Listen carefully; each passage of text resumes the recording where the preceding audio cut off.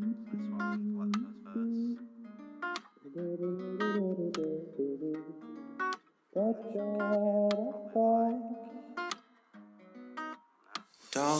waste your time on me.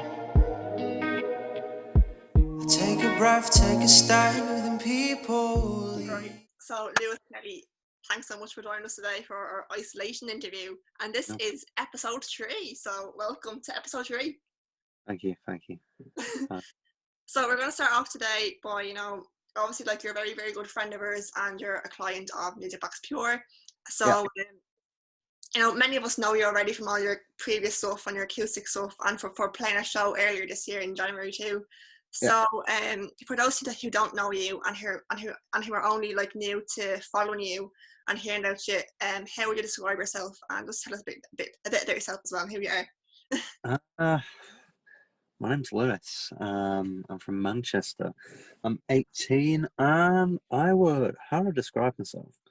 That's a really weird question, actually. I don't really know. I just I guess my music was once sad, it's now somewhat upbeat, which was really weird. And I'm quite laid back, I guess. But yeah, describing me, I'm quite laid back. But the music, it was, if you knew my other stuff, it was quite very sad, and now it's kind of like you want to dance to it in your living room with your mum. So it's quite a contrast.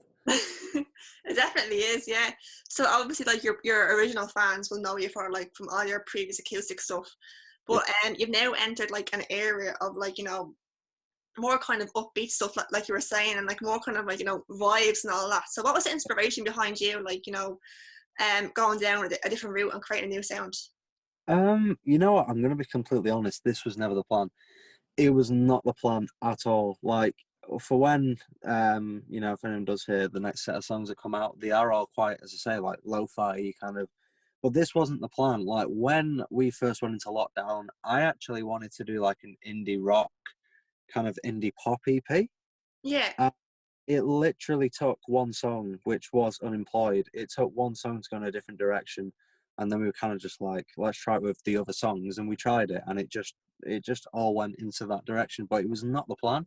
But I kind of think the best plans are the ones that aren't made. So yeah, they don't are the ones that are unexpected. Yeah, exactly. So yeah, it wasn't meant to happen, but it did, and I'm very glad it did, to be honest. I'm glad it did as well, because I honestly love Unemployed so much. I've been streaming that so much lately, adding it into all the playlists and everything like that. Everyone else needs to add it to their playlist as well, Please do. So obviously Unemployed, that was the first song to come out of your new era. So what was the reaction to that? It was weird. It was very mind blowing, because I was in the midst of signing a deal with a good friends over at Royale Music, who I'm now signed to, and I just released that song just before I signed to them. And even though it kind of wasn't under the Royale name, like the Universal branch name, they were very kind enough to kind of take it in as their own song. And just the reaction to them giving me a bigger audience to pan out to, and just the reaction of everyone else, it was amazing, because I was absolutely shitting myself that people would be like, what the fuck is this? Yeah, because it is scary taking a different route and stuff that. Yeah, it was definitely weird. When we did it in the studio, it was we were so oh my god, this is amazing. Yeah. But when I'm release night, I was like, oh my god, what have I done? I was absolutely shitting it, and then it kind of came out well. So the reaction has probably been, I mean, it's done the best. It's the best numbers and reactions for a song I've ever had. So I mean, I'm very, very grateful for that. Yeah, that's amazing. Yeah. So how would you describe your new sound, and who would be your biggest influences, and what inspired you to make this change in your sound involved? I guess my new sound, it's kind of say kind of lo-fi pop. And it's really weird, because the inspiration for the album, I was originally was going for an indie rock, kind of Oscar Lang kind of vibe. Yeah. And it didn't turn out like that. And I guess inspiration wise, I couldn't really give you a proper artist bang on, but there's a guy called Headache, Mike Juice, and he's an Unreal producer, and he kind of does stuff similar. So if I had to dot it on anyone, it would probably be him. But other than that, it wasn't really like, the sound wasn't really inspired by anyone. Like, as I say, I was kind of going for like an indie rock, like Oscar Lang kind of thing, like, you know, but it didn't turn out like that. So it was really weird to be like, who does inspire you? Because I was like, well, I don't know who's inspired this sound. It kind of just like came on. It Just was happened there. weird. It was weird. It was strange. So you have a new track coming out on Friday called Yeah. "Hurting You Is Inevitable." So, what was the inspiration behind that new single, and what is it like to release in like new music in a global pandemic? The inspiration behind the single. It was kind of about like, I mean, everyone will be there where they feel a bit like a burden, Yeah, but it was kind of about being a burden, like kind of in a romanticizing way. Like basically, like I think the first lyric is like, "Don't waste your time on me. I take a breath, take a step, then people leave." It's kind of like, "Don't fucking bother," and it's just like, "I am toxic. Please go away." It's kind of just, I don't know. I think I watched a film. I don't know what film it was, and it was something along the lines of that. So I was kind of like, okay, I'm gonna kind of try and turn that kind of genre kind of thing into a song. And releasing during a global pandemic, I think that's all anyone can do at the minute. You know, I think all people can do at the minute is release music. It's given a lot of people time to focus and concentrate on themselves and their tastes. I'd say, like for me, there's probably been like, the only positive that's probably come out of this for me is the kind of change in style, because it really made me think. And I think that's happened to quite a lot of people, which I think, you know, people are releasing new sounds. And I think it gives people that modicum of joy, I guess, that they need with everything that's going on. yeah, You can, cool. Yeah. even for 5 minutes, and just kind of zone out. That's kind of the best thing to happen, I guess. So, yeah, Definitely, yeah. good.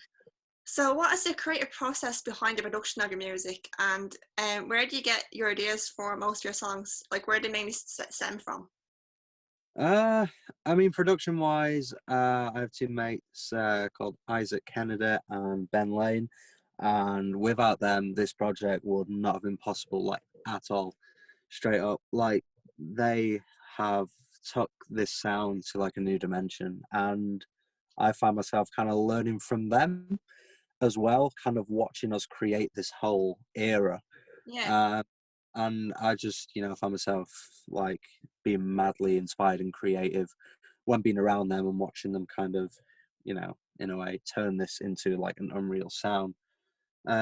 So like props to them too. And just kind of, yeah, production, like I'm not a producer at all.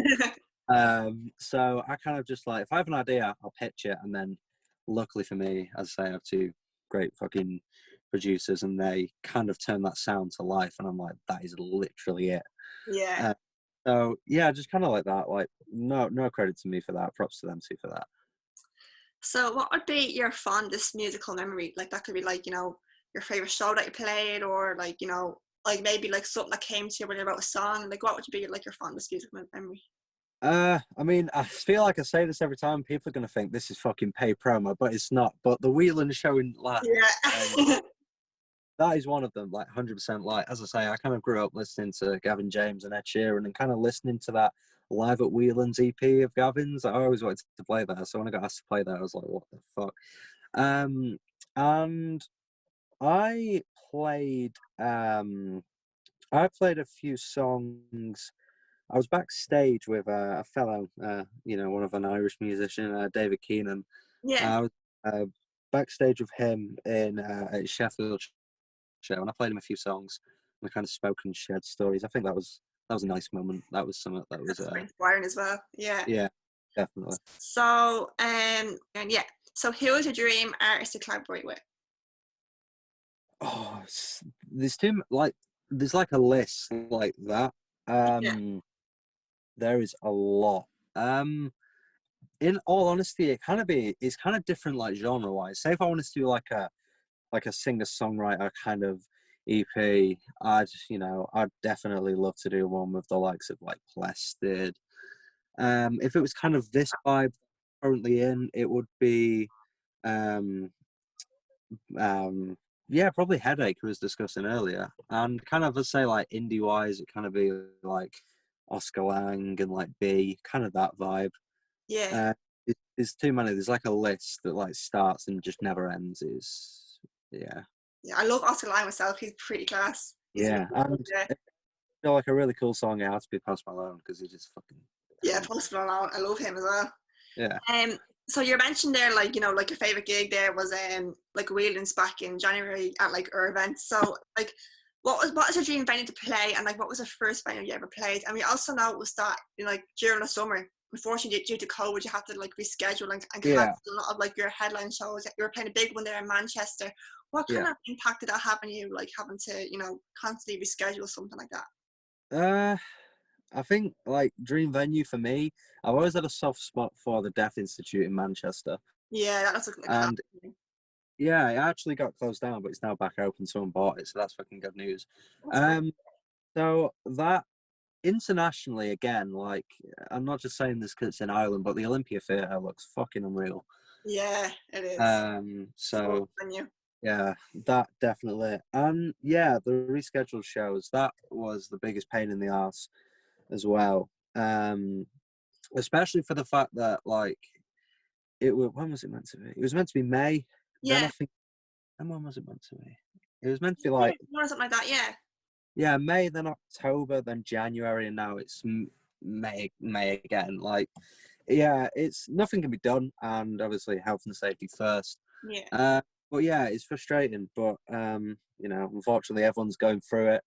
I'm kind of lucky enough to have only booked one show. You know, I've got friends that have booked whole tours and had to reschedule them. So it's frustrating, but you know, everything's so uncertain at the minute, so you can't really like put a number on it, which is definitely, yeah. How have you been adapting to the current pandemic situation as a new artist who has developed a new sound, releasing music in times where you can't play it live?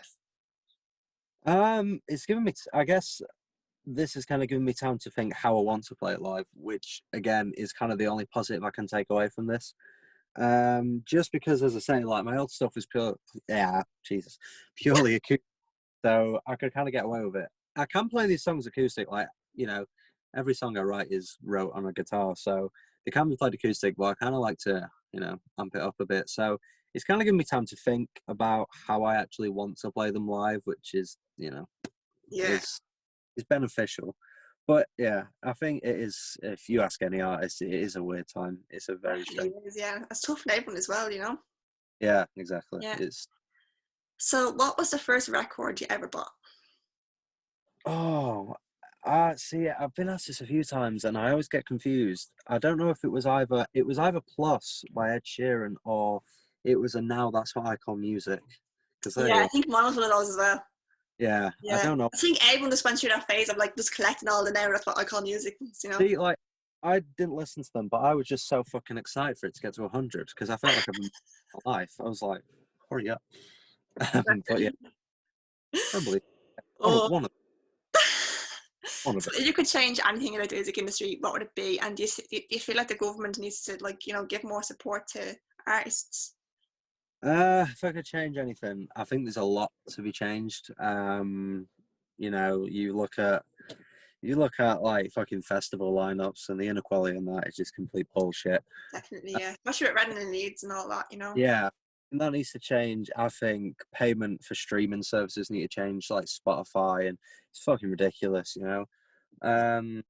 And the government. Wow, we've got Mr. fucking Rishi Sunak telling us to get employment.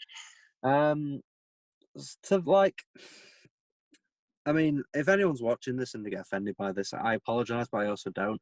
Well, he's a Tory. What do you expect? But yeah, I do think they need to. I think there was a glimpse of hope kind of when they started putting funding into these things. But I think the fact that the statement came out kind of just took every fucking thing away. It makes artists like myself, like colleagues, not just artists. You've got freelancers, you've got people working behind the lights, you've got guitar techs, you've got crew. It just makes everyone feel very invalid considering the income that we as, like, you know, a creative industry actually bring in. Exactly, yeah. And it's just, you know, the way I see it is that man, and not just him, anyone, because they wear a suit and they have a bit of power. They think they can decide people's livelihoods, and it's just bullshit. Yeah, it's just ridiculous. So yeah, no. They need to pull the head out, and definitely 100%. Yeah, it's So have you been to any concerts within the last year when concerts were a thing of the past, like in the past? Yeah. But yeah, have you been to any concerts in the past year that have inspired you anyway? I think every gig in some way inspires me. You know, yeah, I think most gigs really inspire me. Like, especially I say as I've been to see David Keenan quite a few times over the last year, and he especially just kind of, it's not just a lot of artists like myself, like we kind of just we have a chat with the audience. It's very interesting, but this is a man that tells genuine stories and has genuine kind of experiences, and he kind of discusses them in a way that I've not really heard anyone else do. So that was just kind of like mind weird. Yeah. It was incredible. Weird in a good way. It was like incredible. So yeah, I think every gig does though, for sure. Like definitely, yeah. So who is your favourite Irish artist at the minute, and who are you loving? I mean, there's a guy in Northern Ireland called Royale. Oh yeah. I don't know if you've heard of. Yeah, Sam is a very, very good friend of ours. Yeah. I'm not saying that because he's my boss. I'm saying it because I actually know. Yeah, I think Sam. Obviously, I need to stop mentioning David Keenan because I feel like I mention him in every interview I do, but I just. So yeah, David. And I kind of went through a phase where I would probably listen to Dermot Kennedy, I love Dermot Kennedy. Yeah, he's great. Unreal. And obviously, Gavin, and yeah, probably those. Yeah. Probably. So is there any advice or insights that I'd like to give to anyone who's watching this interview who would like to pursue a career in music? Like, I think at the minute where I am, I'm probably not in the best boat to give people advice, but all I can say is kind of like, as cliche as it is, just don't give up. Like, I went through a period of where I used to just kind of like sing and put videos on Facebook. I used to shit for it, and it was fucking horrible. And I stopped, and one of the kids that actually gave me shit for it was messaged me about a few weeks ago asking for a guest list for the show in Manchester. So that was so just don't give up, because do whatever makes you happy. People are arseholes. Yeah. Assholes. Do what it's makes like you happy. a trial and error, really, as well, isn't it?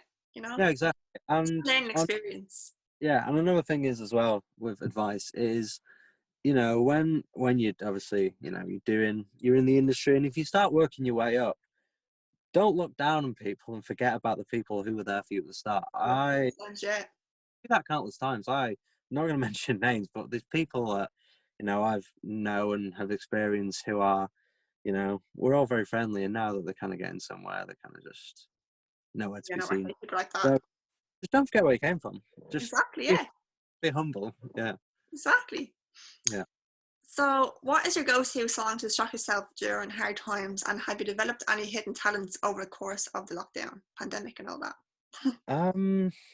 Songs. Oh, I have this is like this is a really weird, but like on like the Spotify stats. Yeah. Like the last all time, like Oscar Lang's Over Funk EP has just always been and this is for 3 years. It only came out in January as well. Yeah. And I've had 3 years, and it just racks up on the all time as the top 5. But yeah, kind of that. And I forgot the second question. I'm not going to lie to you. I apologize. It's all right. Have you developed any hidden talents over the course of the pandemic? Like banana bread, bacon, whatever. Fucking bacon. No, Jesus, no. For once, I set the smoke alarm off because I accidentally grilled a pizza. Hidden talents. You know what? Actually, I haven't. But I've came back into love with playing FIFA. FIFA. Yeah, because I kind of I got rid of like my PlayStation like years ago to kind of focus on creative aspects. Yeah. It was like March, and we were meant to go into lockdown. Watch the light come back on, magic. So I was like, I need to keep myself occupied. So I bought a PlayStation, and I just fuck everyone up every night on FIFA. It is incredible. It's great. I love it. But yeah, apart from not, baking, definitely not for me. Not for you, no. No. So the next question is, what does the future have in store for Lewis Kelly, and what can we expect from the new single coming out this week on Friday? What does the future have in store? Oh, that's an interesting question. I expect quite a few projects coming, all sounding different than the last. I think kind of because I've channeled and like in a change, I'm kind of comfortable to move around now, and I'm happy with that. So yeah, kind of expect, songs that sound very different to the last ones. Yeah. There are projects coming. The coming. The first project that we've been working on for like 6 months is done now, so that'll be coming eventually. That's on one. So yeah, like all the projects kind of bunched together are all a similar sound, but like you'll know when it's a new project because it will sound so different to the last. Yeah. For this song out on Friday, what to expect? Just more vibes. More vibes. That's what I like put it. Yeah, Because Unemployed was very, very vibey, and it's full of vibes. Yeah, this I prefer this one to Unemployed. I do think it's more vibey. Exciting to hear. More vibes. More vibes. Yeah. Sounds good enough to me. So, what has been the highest point in your career so far, and have you had any fun or interesting experiences with any of your idols? Highest point in my career. I charted above Ed Sheeran on iTunes. That's very impressive. Yeah, exactly. I was like, yeah. Yes. So yeah, that was a high point. I was like, oh. On any interesting with my idols. Okay. Is there any interesting experiences? I'm thinking off the top of my head, ones that I can say on camera, and I'm not sure that I'm joking. That's really dodgy. No, that was a joke. You know what? Not that I can kind of think of actually. Yeah, I remember when I was it was last year, and I was with Lewis Capaldi. And I was like, oh yeah, I'll get your video to promote my single. And he was like, oh yeah. And then halfway through, he just looked at me. He was like, what's it called? I was like, you bastard, you did that purposely. I was like, he knew that. He knew what he was doing. So I was like, okay, fair enough. That was interesting. Oh, I love Lewis as well. Like he's so funny as well, But yeah, so you recently signed to like Royale music group. Yeah. So like what has that experience been like for you? And how do you hope to what do you hope to gain from it? And what advice would you give to anyone who's looking to be signed as an artist? So that, I mean, starting off with like Royale. Before Royale was actually like a thing, going back to the Whelans show, it was I got off stage. I played a very sad song, Despaired Hope. It was a very sad song. Yeah. I walked off stage, and before I literally was like packing my guitar away, there was a guy that wanted to speak to me who, I now know him as Stephen Morgan, the founder of Royale Music, and he was just like, that's amazing. Let's have a chat. So I think a few days after I got home, we had a phone call. We kind of discussed things, and he was talking about the arrangements with like Royale and what he was trying to do. And then obviously because of everything kind of got stalled. And then I think it was a few months down the line. It was about 2 months ago. I obviously sent stuff I was working on to Sam. Yeah. And obviously Steve is Sam's dad, which is nice little fun. I like that. And yeah, so I then got a message from Steve being like, Sam, play me the stuff. It's really good. Let's have a chat. And I'm very thankful for them both. They've done an awful lot for me already. I've only been there for about a month. Sam's great. He really is, yeah.